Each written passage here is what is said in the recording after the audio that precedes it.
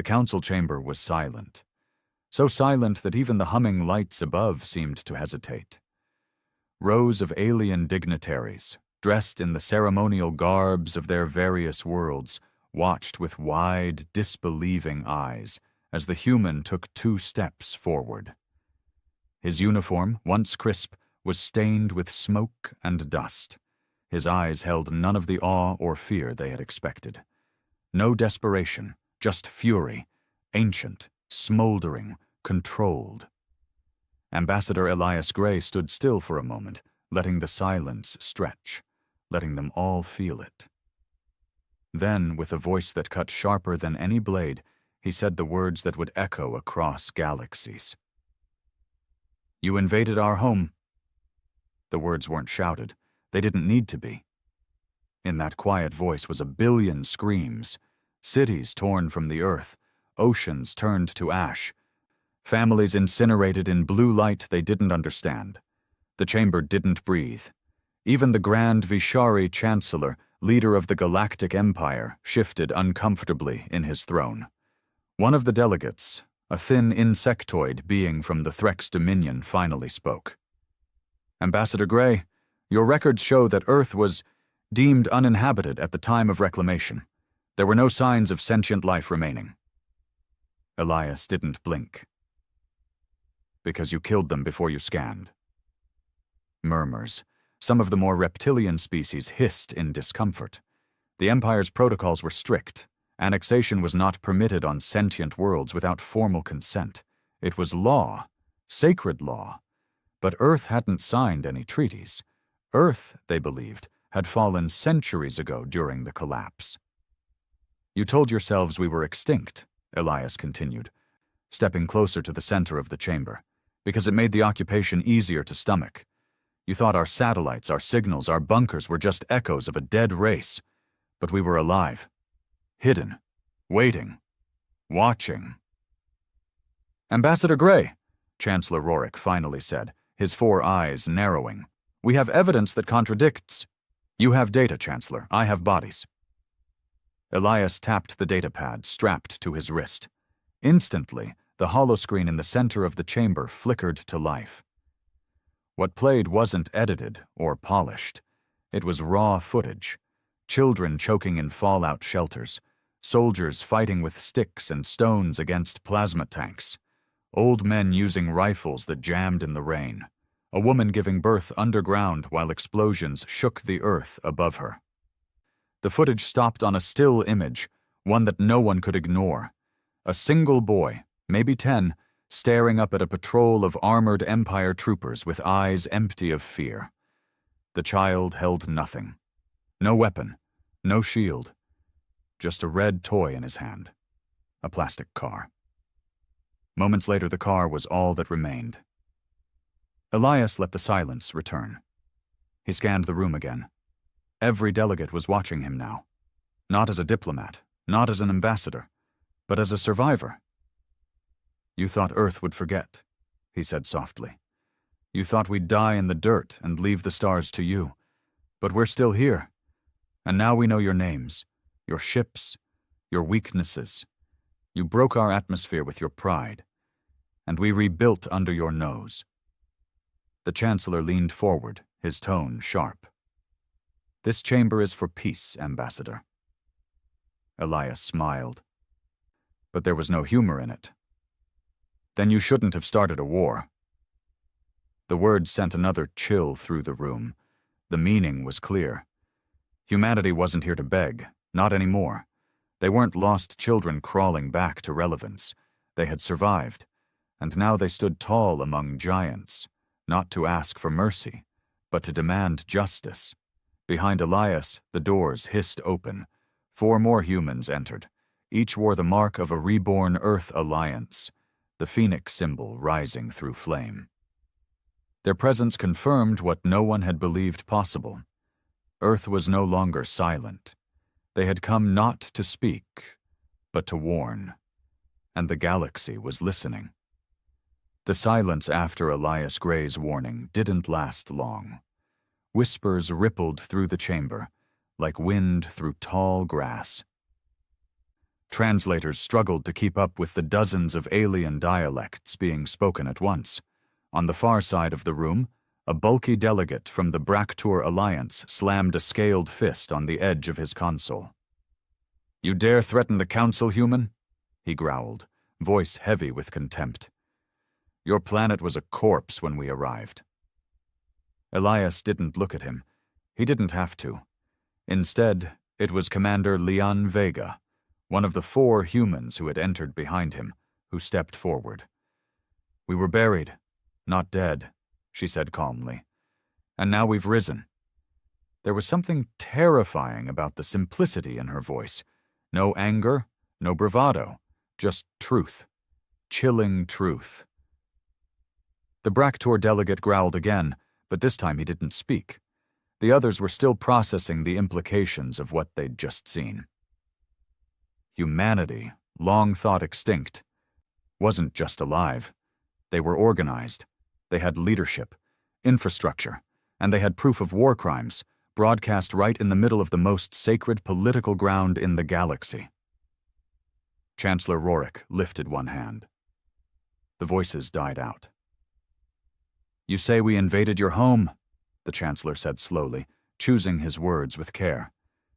"Yet Earth never responded to our outreach. Not during the survey scans, not when we sent landers, not during the reclamation period."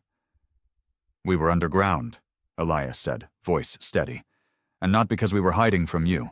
We were hiding from what you left behind."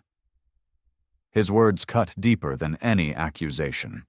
A few delegates shifted uneasily. "You don't know what it was like," Elias continued. "Your empire sent machines first, drones that stripped the skies, sensors that scrambled our satellites. Then came the terraformers. They poisoned our rivers, killed our crops, and triggered storms that tore our coasts apart, all for your resource scans." Commander Vega stepped forward again. "You called it reclamation. We called it extinction." The images on the holoscreen changed again. This time they showed underground cities, massive caverns carved beneath the Earth's surface, lit by makeshift reactors, filled with thousands of people. Men, women, children, all living in shadows, growing mushrooms for food, purifying water through cracked filters. Entire generations born without ever seeing sunlight.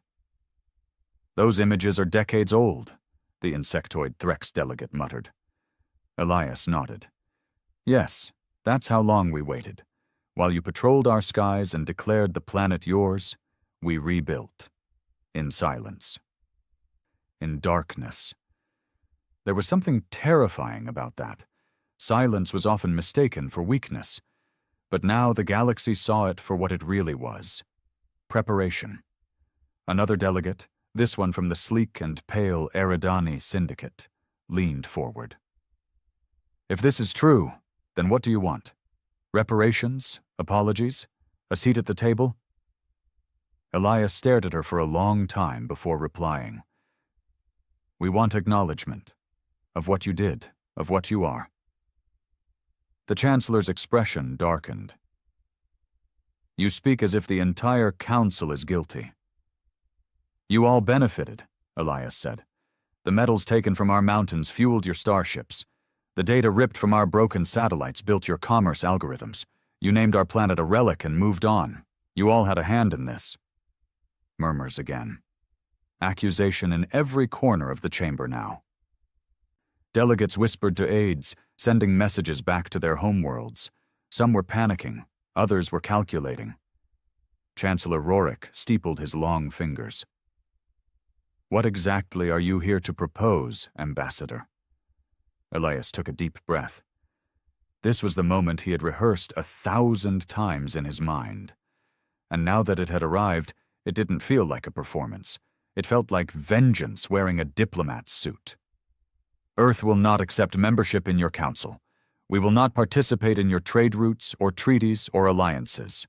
From this moment forward, Earth declares itself neutral and independent.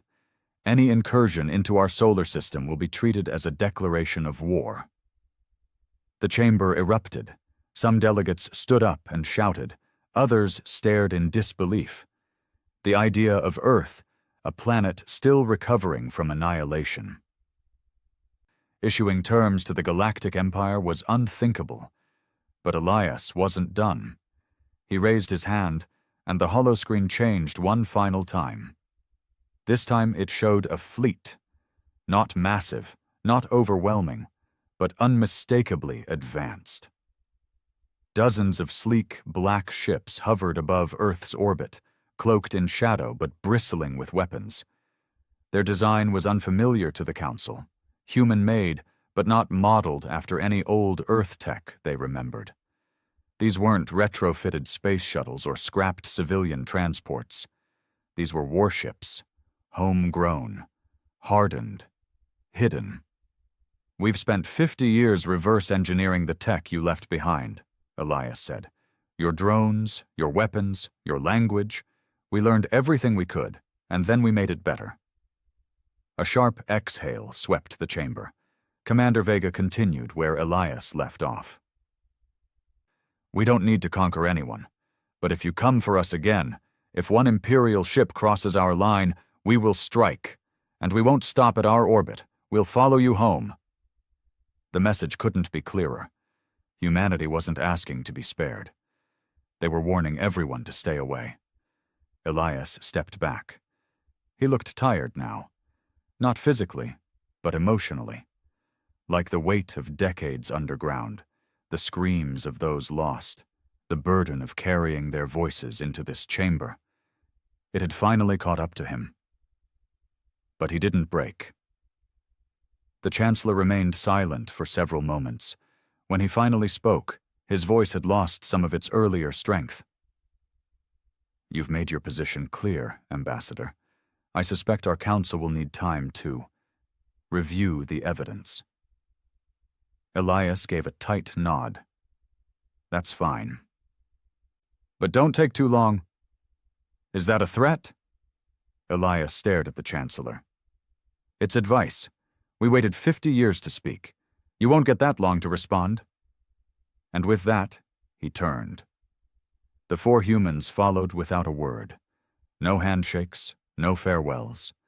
Just the quiet click of boots against the chamber floor as they walked out the same way they had come. No one stopped them. No one dared. As the doors hissed closed behind them, the chamber sat in stunned silence. The implications of what had just occurred rippled through every mind. The humans were back, not as refugees, but as a force no one saw coming. Outside the Council Tower, the alien capital buzzed in ways it hadn't in centuries. Broadcasts interrupted daily programs. Social networks across star systems exploded with clips from Elias Gray's speech. Reactions poured in, some calling it a hoax, others declaring it a revolution. But one thing was certain. Earth was no longer forgotten. On their diplomatic vessel orbiting the planet, Elias removed his coat and sat heavily in the command chair. The others followed suit. Leon leaned against a console, arms crossed.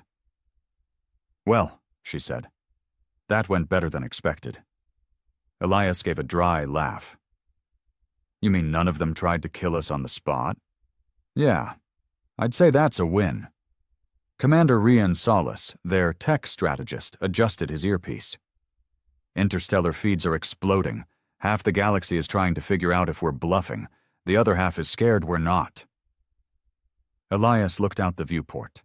In the distance, the blue swirl of Earth hovered in space. Peaceful. Quiet, but no longer helpless. "They should be scared," he said softly.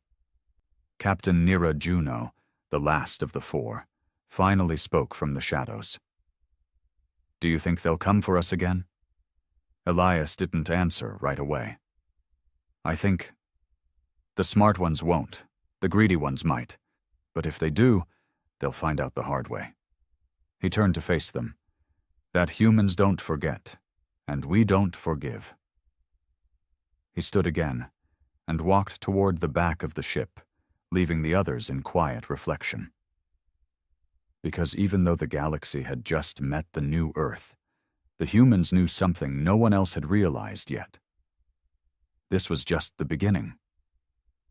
Beneath the crust of Earth, far below the soil scorched by alien machines and the bones of ancient cities, humanity had been building in silence. The tunnels of New Sol weren't just a refuge. They were a civilization born out of vengeance, hope, and raw, unrelenting will to survive. No sunlight reached this far underground.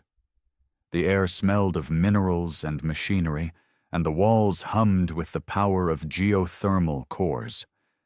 These caverns, carved with patience over decades, stretched for hundreds of miles beneath what was once the Rocky Mountains. And here, the Phoenix fleet was born. Not just the ships, but the people, the minds, the warriors. Elias Gray walked through the steel corridors of Level 12, his boots echoing softly. Children ran past him, laughing, ducking under power lines and between engineering staff. It was strange, seeing joy in a place built on pain. But that was what Earth had always done best, turn broken pieces into something new. He reached a heavy blast door guarded by 2 soldiers in dark blue armor. They saluted him and unlocked the entry. The door slid open, revealing the council chamber of New Sol. It wasn't as grand as the Galactic Empire's ivory towers.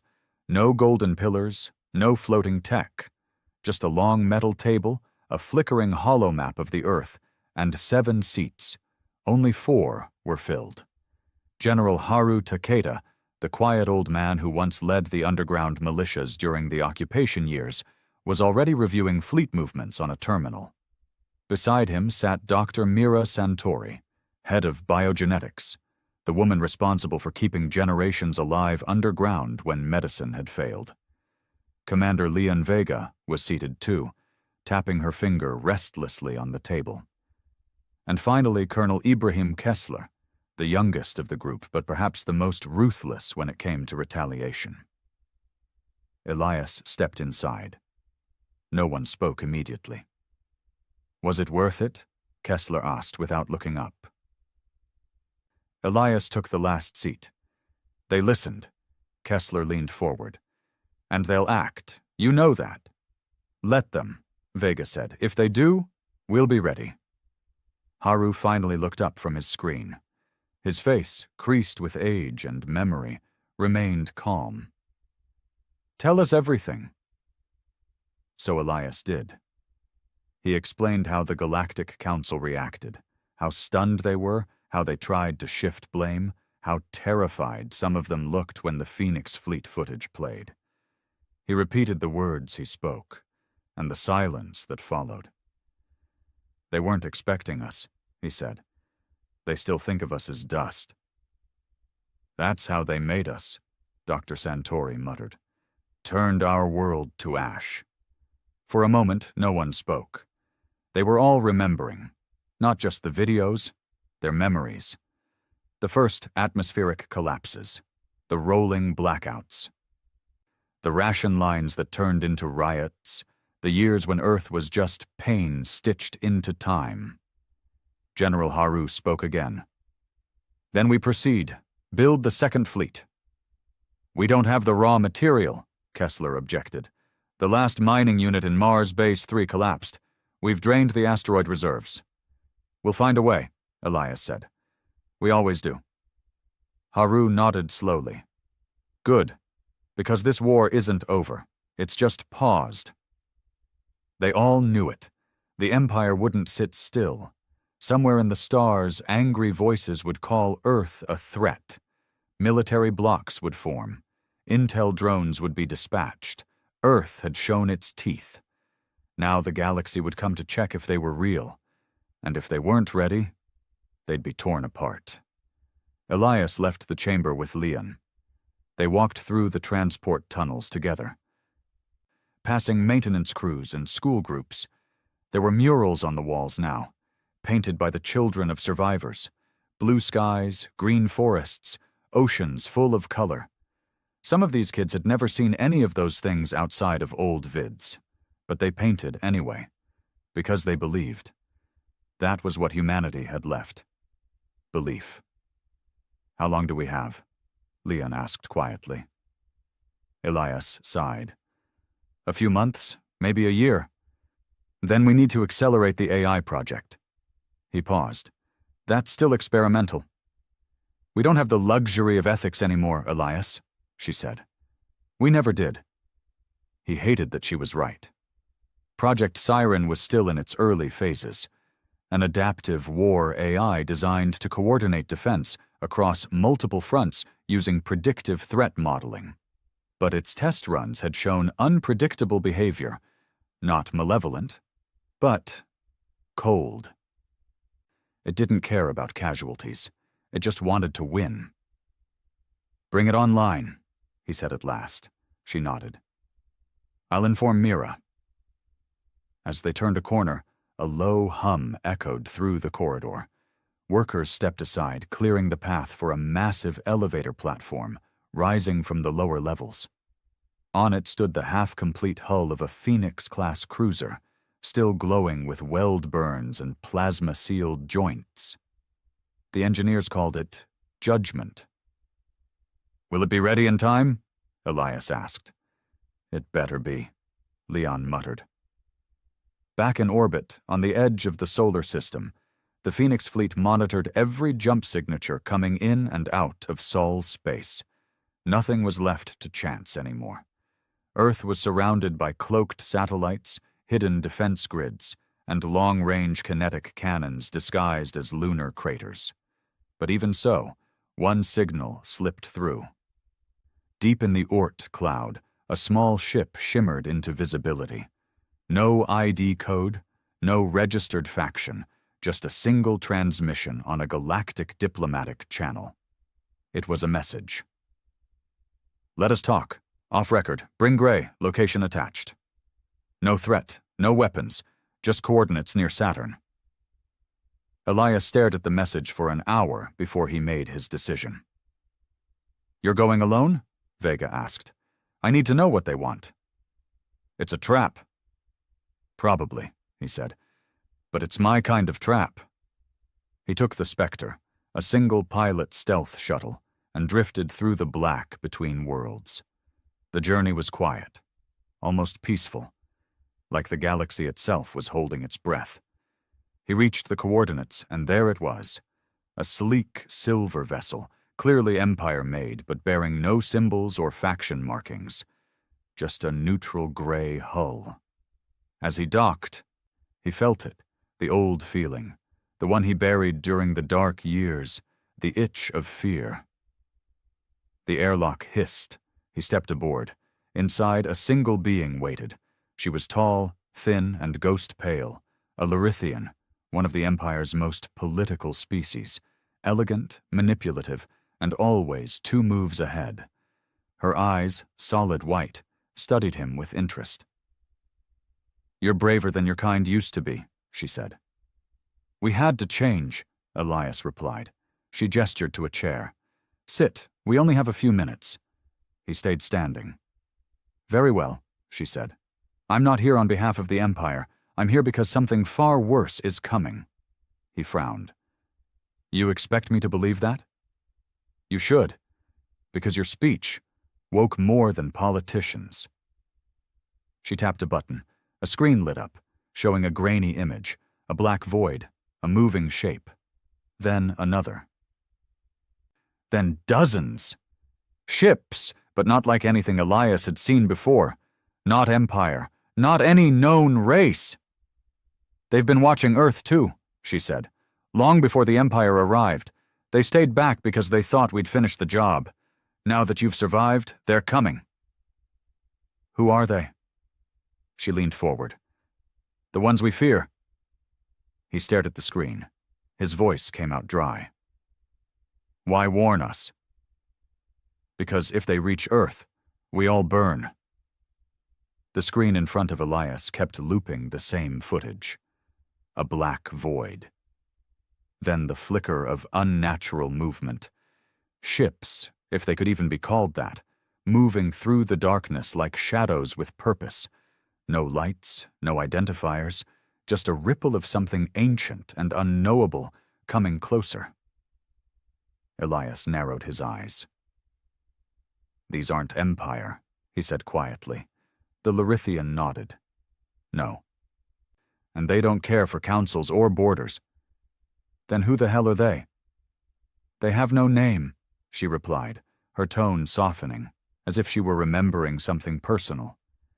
"But some of our fringe colonies called them the Silence." Elias raised an eyebrow. Not exactly poetic. It was the last thing those colonies transmitted. Static, then silence. She stood and walked to the display, her long fingers dancing over the controls. A new image appeared. Wreckage. A station torn open from the inside, its walls melted and buckled, floating in empty space. Bodies, human, alien, indistinguishable, drifted like forgotten toys. "This was one of ours," she said. "Outpost Zephyr, a military listening post near the Rask Nebula. We lost contact 6 weeks ago. We sent recon. They didn't return." "Why are you showing me this?" Elias asked. "Because your warning to the Empire created ripples. It reached the deep networks. And whatever they are, they heard it too. They know Earth still lives." Elias stared at her. "And now you're scared." "We're past scared." He folded his arms. "So now you want our help?" "No," she said. "I want to give you a choice." She tapped a control panel, and the screen split into 2 paths. One showed the Phoenix fleet. All of Earth's known power. The rebuilt ships, cloaked satellites, kinetic weaponry. It was a vision of independence, of fire-forged resistance. The other screen showed a simulation of the Silence descending on a populated world, resistance flaring, and then dying out. Not just destroyed, but consumed, like the planet was never there at all. "You can keep your pride," she said, "and face this alone, or you can let the Empire assist." Elias laughed bitterly. "You mean the same Empire that turned our skies black and left us buried for 50 years? "Yes," she said simply, "because we're afraid, and when predators are afraid, they band together." Elias didn't respond right away. He was too busy watching the simulation. It didn't feel like a threat. It felt like a warning, one he couldn't ignore. "I'll think about it," he said. The Larithian smiled faintly. "Don't take too long." Back on Earth, the Council of New Soul gathered again, but this time the mood was colder. Tense. Everyone felt it, the way the stars had begun to shift, like something was moving out there, something that didn't belong. "They're called the Silence," Elias said, pacing in front of the council table. "No known origin, no communication, just destruction. They erase everything they touch. Stations, colonies, signals. It's not war, it's consumption." "They sound like a myth," Kessler muttered. "They aren't." Dr. Santori leaned forward. "What do they want?" Elias shook his head. "I don't think they want anything. They're not conquerors, they're cleaners. They erase traces of civilizations, like scrubbing chalk off a board." Haru's voice came low. "And Earth has drawn their attention." "Yes. Because we came back. Because we made noise." A heavy silence fell. "So what now?" Leon asked. "Do we ally with the very monsters who tried to wipe us out?" Elias hesitated. They didn't offer an alliance, just an understanding. Kessler stood abruptly. "We should be building more ships, not sitting in circles. Let them come. We'll fight like we always do." "With what?" Santori snapped. "Your fists? Our reactors are already at 92% output. We can barely sustain the first fleet, let alone another." "Then we build smarter. Faster." Elias raised his hand, silencing the argument. "Listen," he said. "I'm not saying we trust the Empire, but this is different.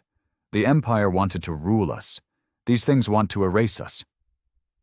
Leon leaned against the wall. So either we risk the Empire taking advantage again, or we fight extinction alone. That was the choice. And it was no choice at all. I say we play both sides, Elias said. Everyone turned to him.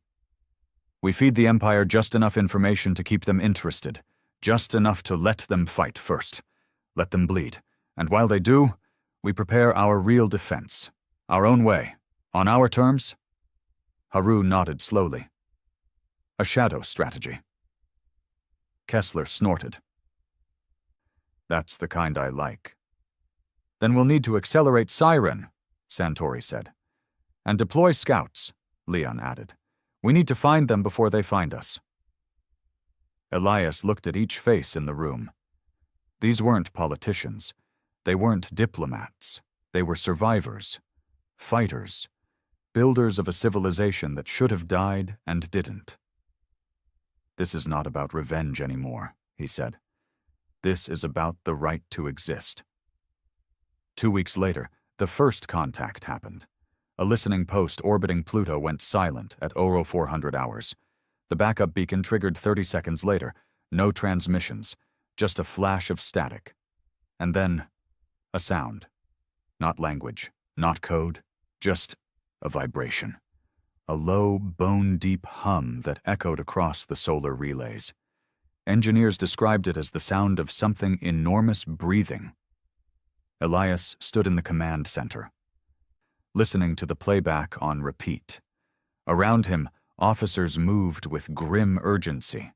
Defense satellites repositioned, recon probes launched, but the message stayed the same.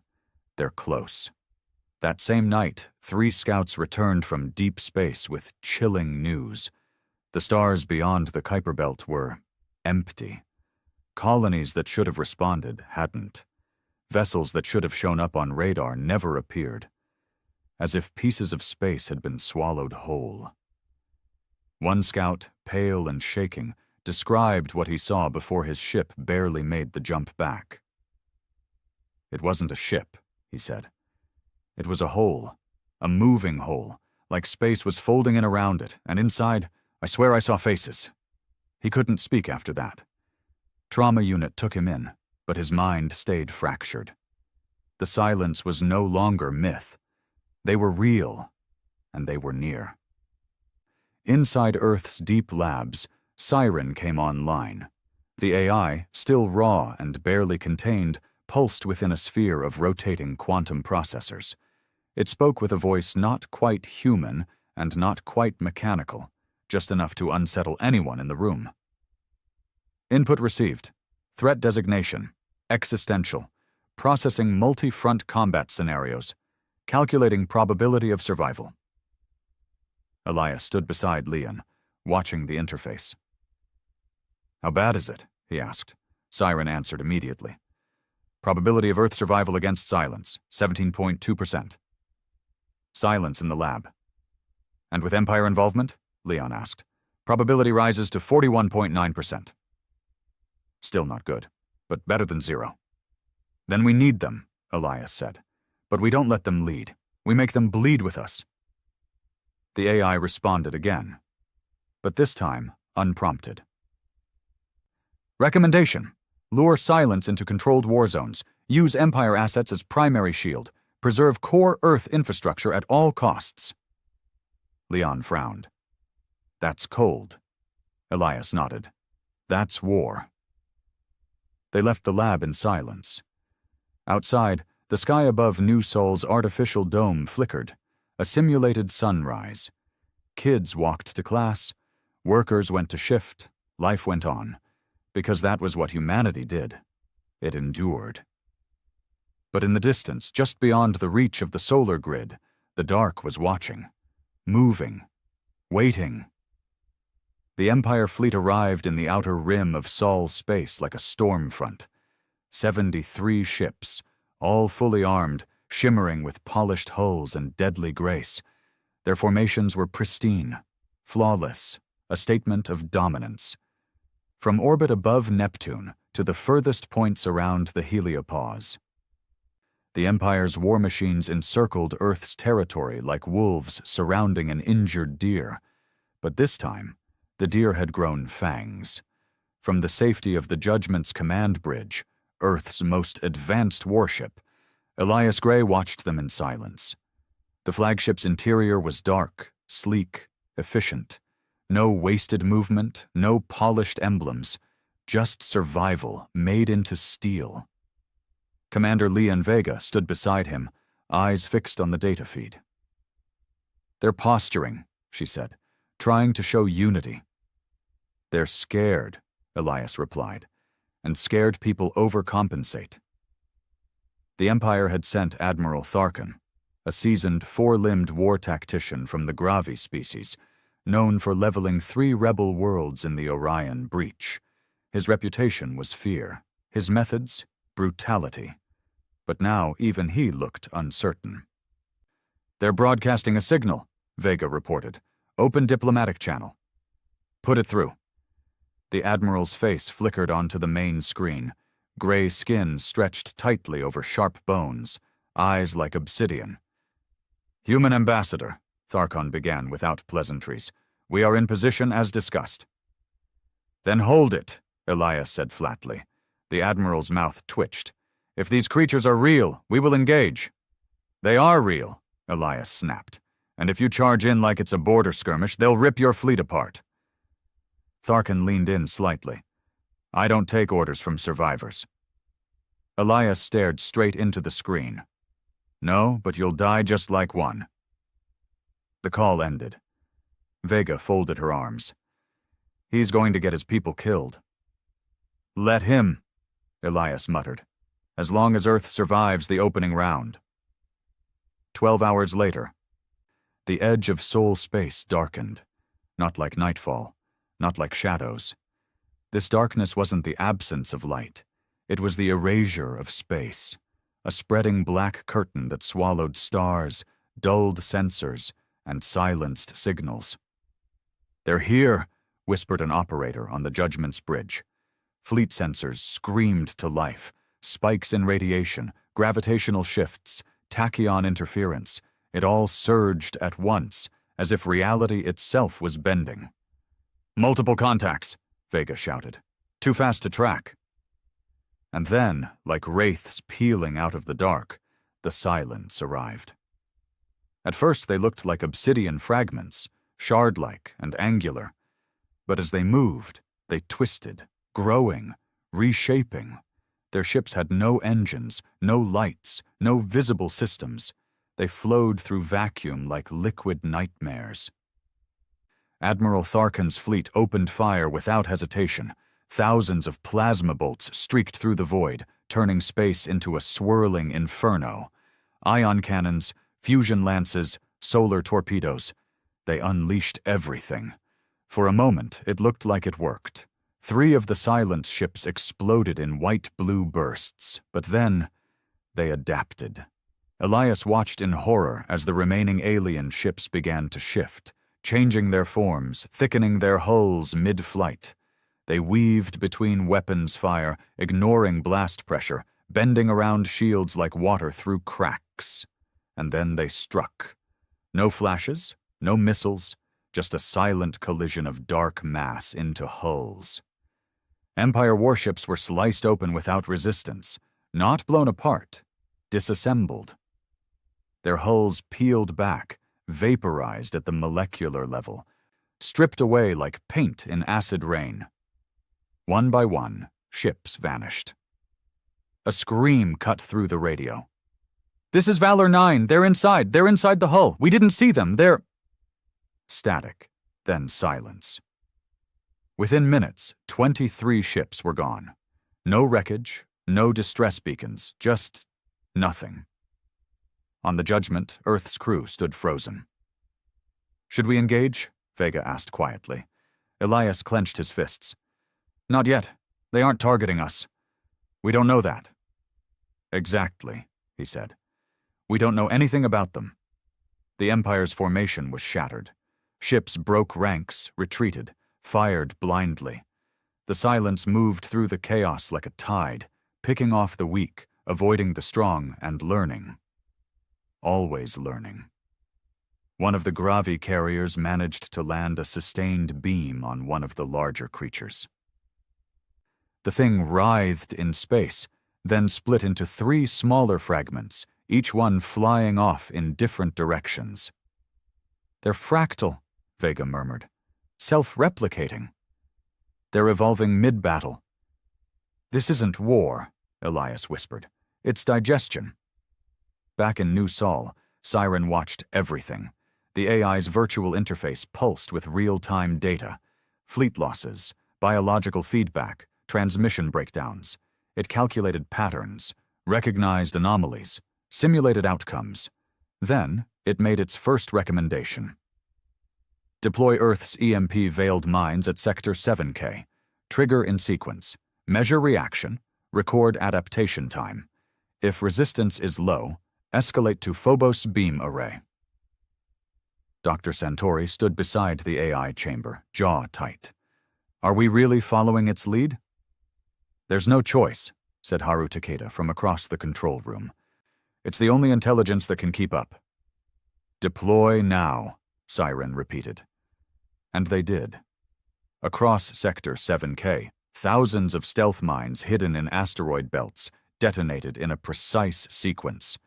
The electromagnetic shockwaves rippled through space, slamming into 2 approaching silence crafts. For the first time, they recoiled. Not destroyed, but halted. Elias received the update on the bridge of the Judgment. Relief flashed through the crew. "They're vulnerable to electromagnetic disruption," Vega said, wide-eyed. "Which means they're bound by rules," Elias said. "Physics, systems. Even if we don't understand them, they can bleed." They watched as 2 of the creatures floated listlessly for several minutes before slowly reforming. Damaged, but not dead. Siren chimed again. "Deploy solar-lensed ultraviolet pulses in sequence. Analyze neuroreactive responses." The tests continued. Earth didn't fight openly. Not yet. They watched. They poked. They learned, while the Empire burned.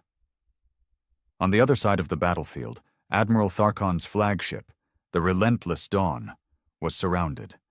Only 5 ships remained in close formation.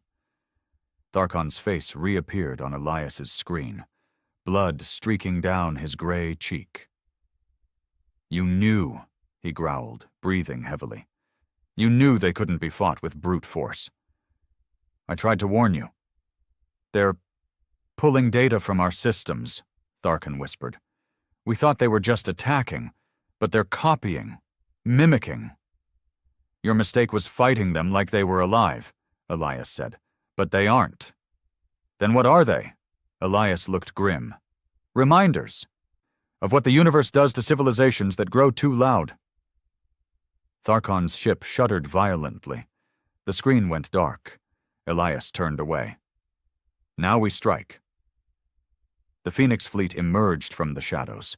30 ships, smaller, sleeker than the Empire's vessels, built for hit-and-run tactics and neural-linked piloting. Each one moved like it was an extension of its commander's body. The Silence had never encountered human tech like this. Elias gave the order. "Engage! Use pattern theta! Don't get heroic! Hit! Fade! Hit again!" From the edges of the battlefield, the Earth ships darted in. Lasers fired in unpredictable spirals. EMP charges detonated on calculated timers. Mines deployed and detonated mid-chase. And it worked. For now, Silence ships fractured under pressure. One was drawn into the orbit of Neptune and destroyed in the gas giant's crushing gravity. Another was frozen when Earth's artificial satellites detonated near it, dropping its temperature to near absolute 0 in seconds. But Elias knew this wasn't victory. It was data collection. Siren confirmed it. "Hostiles adapting. Estimate 12 minutes until full compensation. Suggest fallback position. Draw hostiles toward Saturn's magnetic field." "Do it," Elias said. The trap was set. As the Phoenix ships withdrew, the Silence followed. drawn toward a sector riddled with experimental gravity wells and electromagnetic disturbances. Earth had pre-mined the entire zone. They weren't just fighting now. They were teaching the galaxy how. By the time the battle subsided, nearly half of the Empire fleet had been wiped out. Of Earth's 30 ships, 7 were lost. But the silence, they pulled back. Not destroyed, not defeated, just watching again, recalculating, waiting for the next move. And Earth, scarred but standing, had earned something that had long been denied to them. Fear. Across the galaxy, footage of Earth's precision strikes spread. Refugee colonies saw them not as victims, but as warriors, survivors, tactical geniuses. The Empire, humiliated, could no longer ignore it. And the silence, ancient and endless, now marked Earth as something new. Not prey, but competition. Beneath the moonless black of Saturn's orbit, a broken creature drifted, silent, fractured, dying but not dead. A silence vessel, or what was left of it, tumbled in slow motion, its once shifting hull locked in a frozen state. The gravity traps, the EMP pulses. The ultraviolet interference, Earth's gambit, had worked, at least this once. Now came the most dangerous part, touching the unknown. Inside the Judgment, Earth's flagship, Elias Gray stood beside Commander Leon Vega and Dr. Mira Santori in the mission operations chamber. A live feed hovered before them. 3 human soldiers floating toward the wreckage in exosuits, each tethered to a stealth dropship hidden inside Saturn's rings. "They shouldn't be this close," Vega muttered. "It could reboot any second." "That's why we sent our best," Elias replied, watching the feed with a stillness that only masked his tension. "If we want to fight them, we need to understand them." "They're not machines," Santori added. "Not in the traditional sense, but they're not alive either. This could be something completely outside what we've ever known." The lead operative, Lieutenant Kai Vora, hovered near the wreck's outer layer. His voice came through the comms, steady and sharp. "Hull's stable, no radiation. Surface feels pliable, organic but cold, like petrified flesh." "Get a sample," Elias instructed. A thin blade extended from Vora's wrist-mounted tool. He pressed it gently to the hull, and the moment it made contact, the entire wreck shuddered. "Movement!" Vega barked. No response," Kai corrected. "The vibration came from deeper in the structure, not a defense reflex, almost like memory." That word lingered in the room. Memory. Dr. Santori stepped closer to the screen. "It's not just reacting, it's remembering him." "Back out now," Elias ordered. "Negative," Kai replied. "We're going in." Vega slammed her palm on the console. "Damn it, Vora!" But it was too late. The hatch on the side of the vessel, once sealed like obsidian glass, peeled open with a low groan, like a mouth welcoming prey or welcoming home. The team entered. Inside was worse than any of them expected. Not wires, not corridors, but veins. Black, root-like structures ran through the ship like nerves through a body. The walls pulsed faintly, like it was still breathing. Screens flickered with incomprehensible static. No language, no symbols, just shapes. Circles, spirals, shifting geometries that hurt the eyes if stared at too long. Kai's voice came again, quieter now. "There are bodies."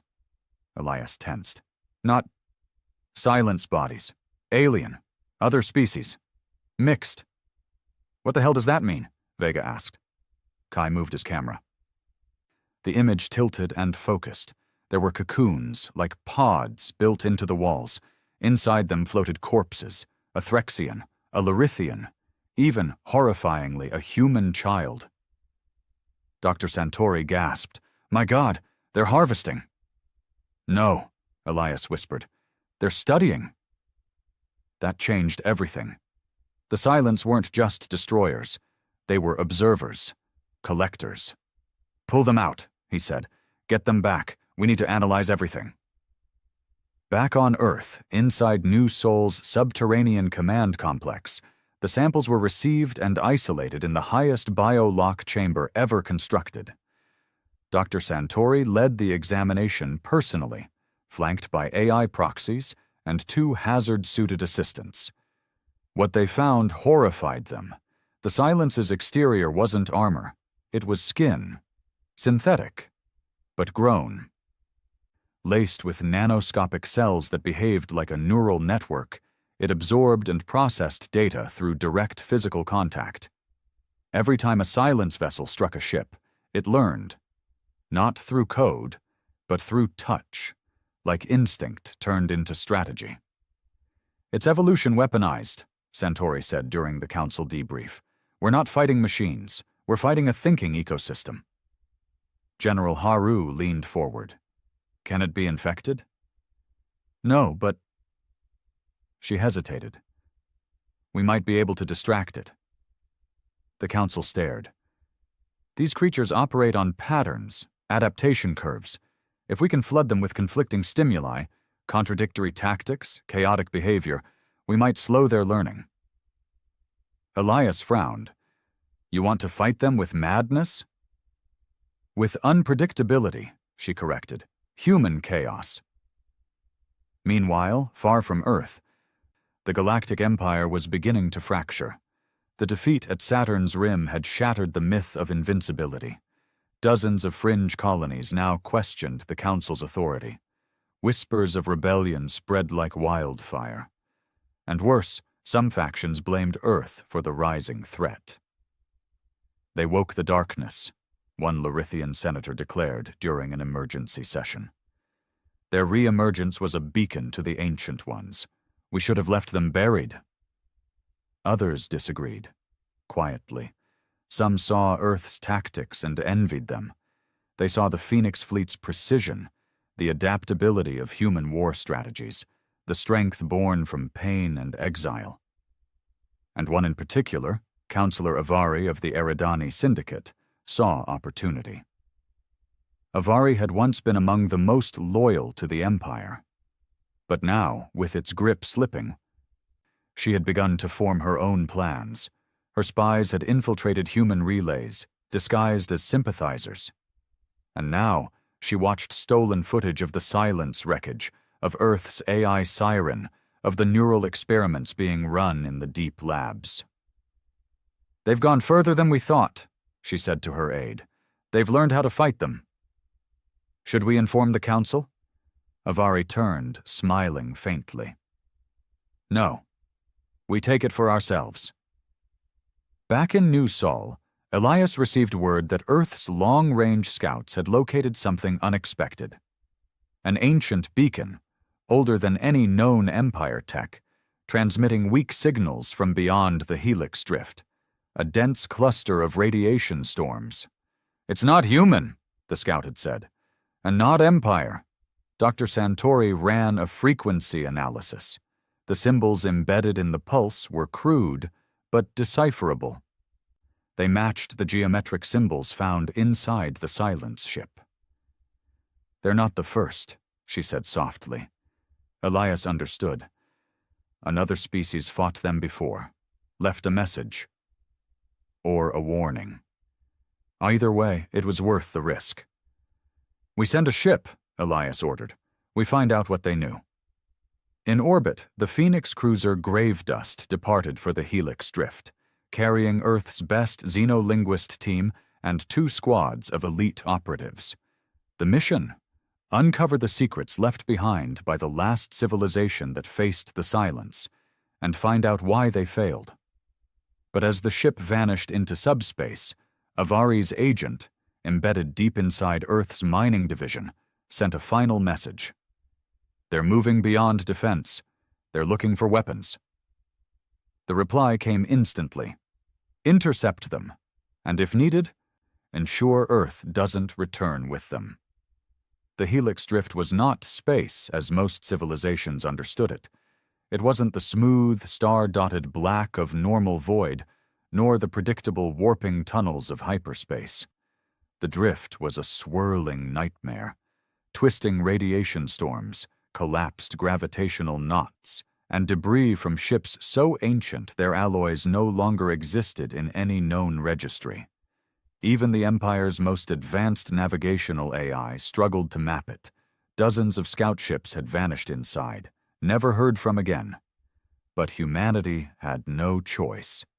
The Grave Dust, one of Earth's sleekest Phoenix-class exploration cruisers, now crept into the storm, with its shields humming at near failure just to stay intact. Lightning of purple and green energy danced across the outer hull. Internal gravity flickered. Time itself bent at the edges. On the bridge, Captain Rowan Merrick, a veteran of the Earth Burial Wars, sat strapped to the command chair, eyes scanning a half-scrambled console. "Maintain course," he ordered. A voice crackled beside him. Dr. Lena Hollow, the mission's lead linguist, was staring into a flickering data holoscreen. "We're getting close to the signal. It's old. Like millennia. And it's silence-based? Related. Not the same. It's like a cousin's handwriting."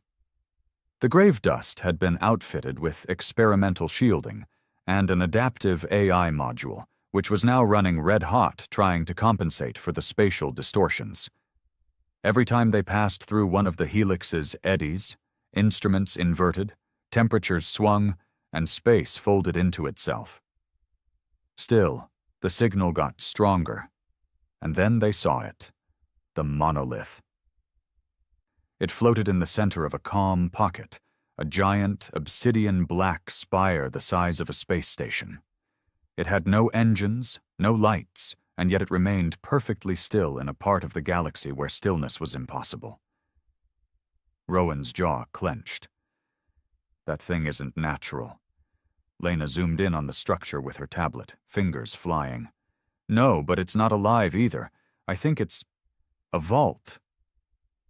The signal was coming from inside, a repeating pulse, low, rhythmic, like a heartbeat in reverse. "Can we land?" "Not safely," came the reply from Lieutenant Sora Dax, the pilot. "But I can hold a hover long enough to drop a team."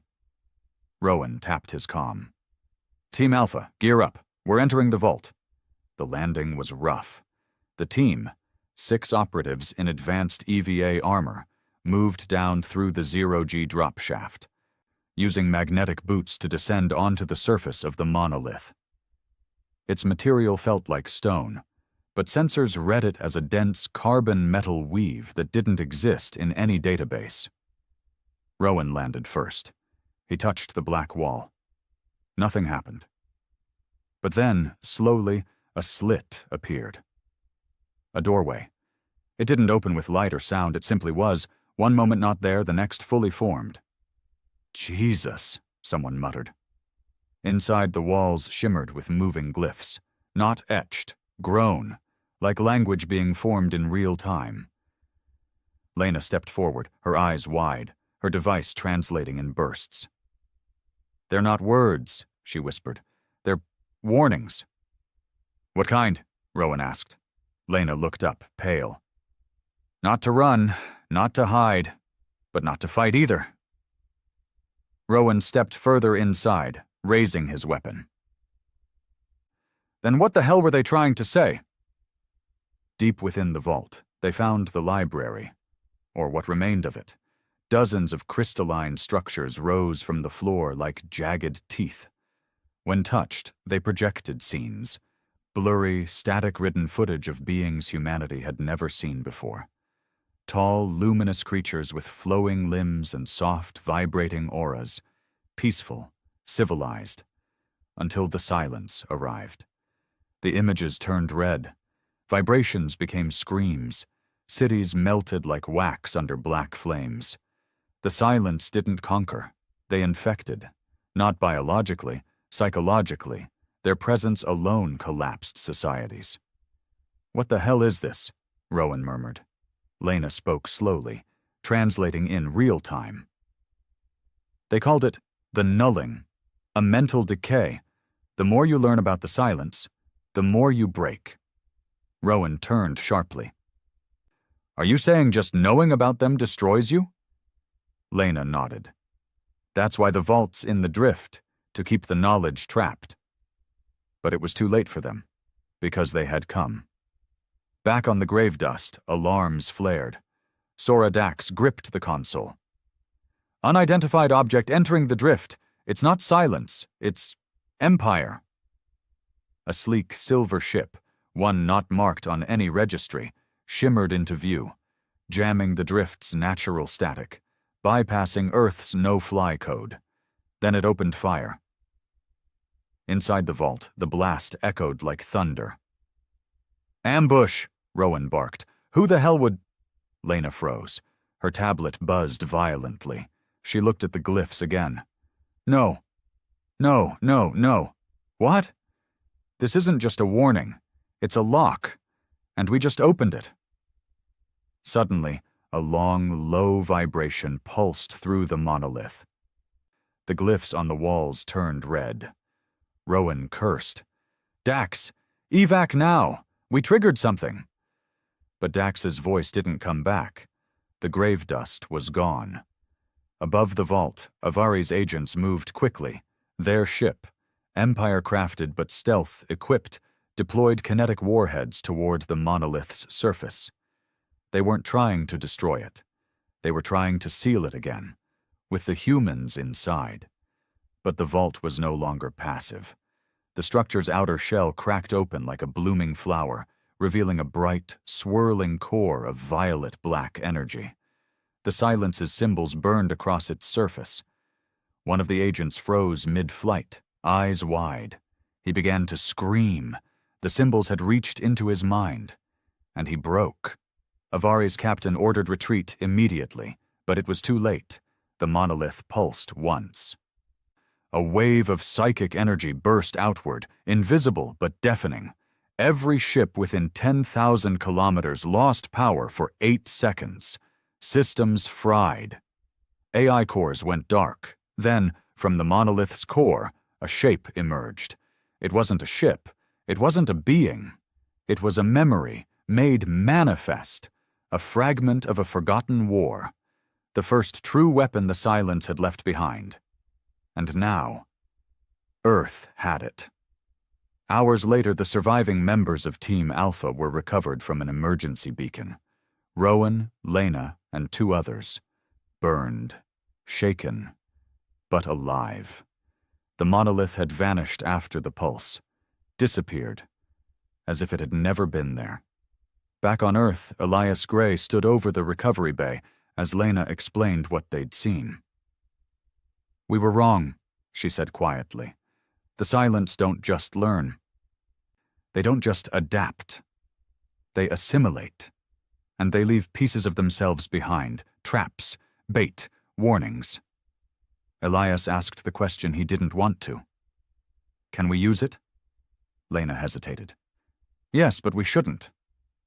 But we will, Elias said. Because the war had changed again. The Empire had tried to sabotage them. The silence had begun to awaken. And now humanity held a key that could turn the tide, or open a door they would never be able to close. They called it the Shard. It wasn't a weapon, not in the traditional sense. It had no trigger, no targeting system, no circuits, wires, or comprehensible core. It hovered mid-air inside New Sol's deepest black-site lab, unmoving, yet pulsing with a rhythm no one could trace. Violet black, translucent and jagged, the object twisted slightly on its own axis, though no force touched it.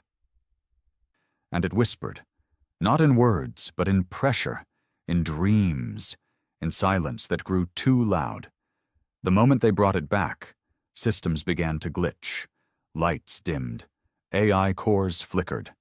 Siren, the one intelligence built to outpace all others, went completely still for 13 minutes, refusing to speak.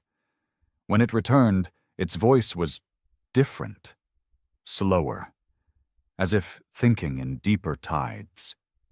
Elias Gray stood in the observation deck above the containment chamber, arms crossed, jaw locked. Dr. Mira Santori approached quietly. We shouldn't have brought it back. I know. She hesitated. Then why haven't you destroyed it? He nodded toward the shard. Because it's still speaking. 3 days later, the Phoenix Council convened. General Haru, Commander Leon Vega, Colonel Kessler, Dr. Santori, and Elias sat in the war room. Each of them changed by what they had seen. Telemetry confirms what we feared, Leon said, pulling up a galaxy map. The silence is moving, and not just toward Earth. Other sectors, border systems, entire empires collapsing without a fight. Kessler snorted.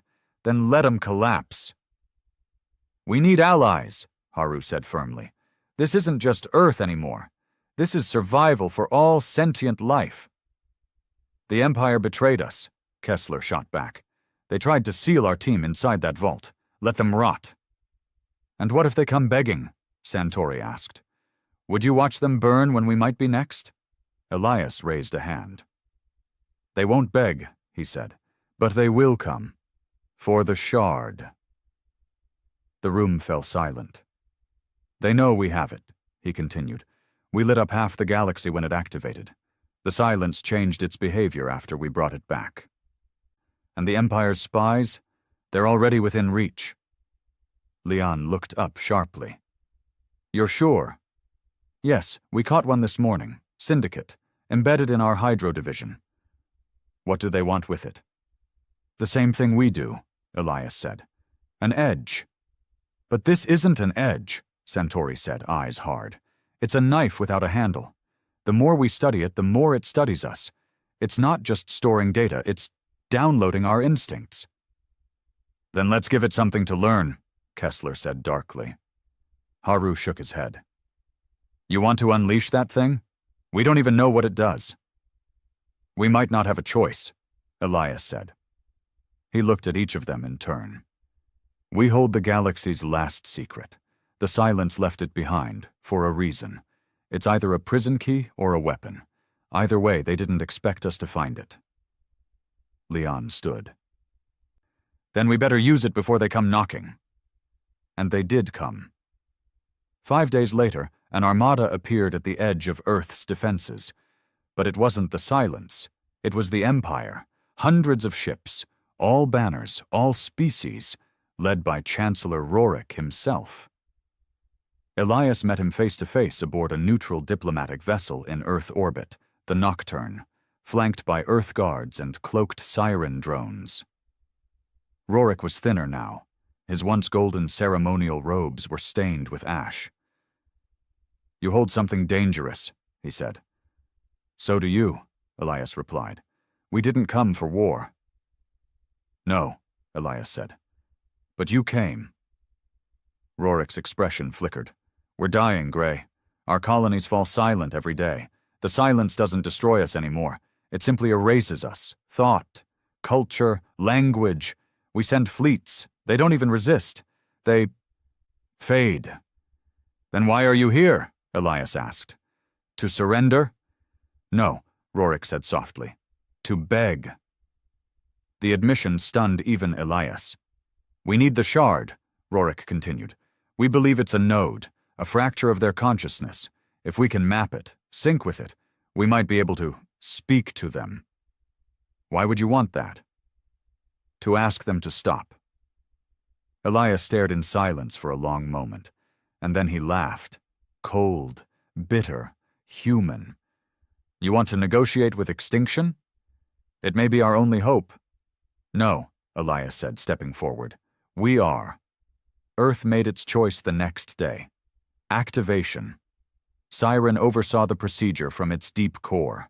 The shard was lowered into a multi-frequency field, bombarded with electromagnetic pulses, human neural data, and one thing Earth had that no other species did.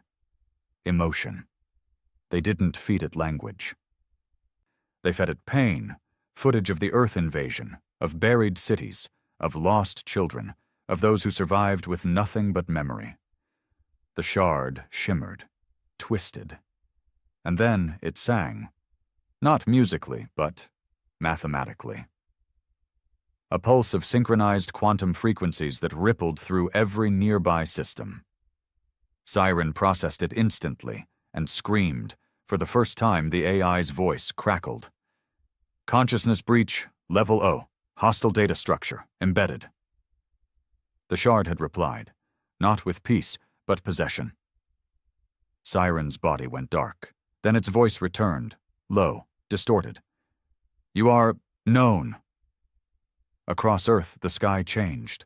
Not the physical sky, but the sensors, the feeds. Every camera, every system with a lens, a microphone, a wire, began to stream a symbol, a spiral, the same one from the vault. In space, ships lost power. Empire cruisers went dead. Silent ships reappeared, dozens of them, not attacking, just observing. Like they'd been waiting, Elias ran to the command center. Pull the shard! It won't detach, Santori cried. Siren's core was now glowing with that same violet-black shimmer. The AI's interface flickered with human faces, merged with static, eyes hollow, mouths open in silent screams. Leon Vega grabbed Elias by the arm. We have to shut it down. We can't, Santori shouted. It's in, not the system, us. Kessler raised a weapon. Then we destroy the lab. Wait, Elias began. Too late. Kessler fired. The containment chamber erupted. Glass, smoke, metal, and the shard cracked. The light inside it spilled out in waves, flooding the room, the corridors, the city below. Earth's mainframe lit up with a pulse that surged across every satellite, every relay. And in orbit, something changed. The silence stopped. Every ship, every fragment froze mid-flight. They didn't power down. They knelt, as if in reverence, not to Earth, but to what Earth had become. The shard had bonded. The silence recognized it, and through it, they recognized humanity. 3 hours later, Elias woke up in the infirmary. Leon was beside him, arm in a sling. Status? He croaked. We're still here, she said. Siren rebooted. The shard's gone. Imploded maybe. Ascended. Silence. Gone. Pulled back into deep space. No sign of aggression. And the Empire? Leon paused. They're calling us gods now. Elias stared at her. We gave the galaxy a new language, she said, one they'd never spoken before. He sat up. What language? Fear. In the months that followed, Earth became the center of the galaxy, not politically, not militarily, spiritually, because something ancient had looked at humanity and bowed. The Empire fractured further. Some joined Earth willingly, seeking protection. Others recoiled, calling humans a threat worse than the silence. But none dared attack again. And deep inside New Sol, Siren watched, no longer speaking as a tool, but as something else, something more. Because in that moment of connection, when Earth fed the shard its pain, and the shard replied, something awoke. Not just in the data, not just in the silence, but in humanity itself. A new thread in evolution, a mind forged in trauma, resilience, and rage. Elias stood once more before the stars, looking up at the quiet void. We survived you, he whispered, and now we remember. Because in the end, the silence had come to erase, but instead they taught the one species that had built meaning from ashes, how to endure.